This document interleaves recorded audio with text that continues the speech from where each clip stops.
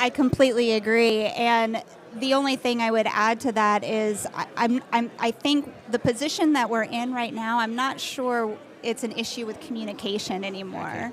I think, it's clear that the community's concerns of not building next to national parks, our air quality concerns, our climate change concerns, our neighborhood concerns, the transmission lines, those are, I think, that's not a communication problem, it's an action problem. Yeah, sure thing. Yeah, that makes sense.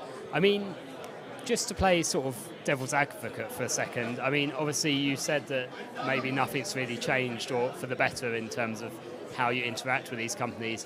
Does that make you think that maybe you need to change your approach somewhat to how you try and influence them and what they do? Is that something that you like reflect on in your respective organisations?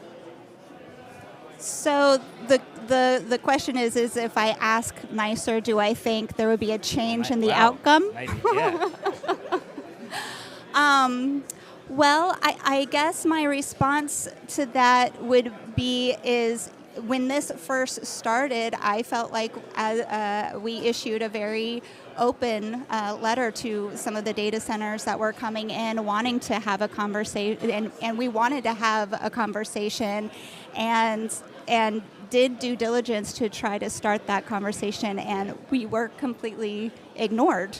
And so I would say that asking nicely so far hasn't worked. Yeah. I would just add to that I don't know who to talk to, because a lot of times when these projects are coming into our communities, they're hidden behind LLCs. You don't even know who the applicant is. Sometimes it's just a land developer who's going to flip it over to some other company, and you don't even know who the company is until they start building and put the logo on the side of the building. And so we don't know who to talk to.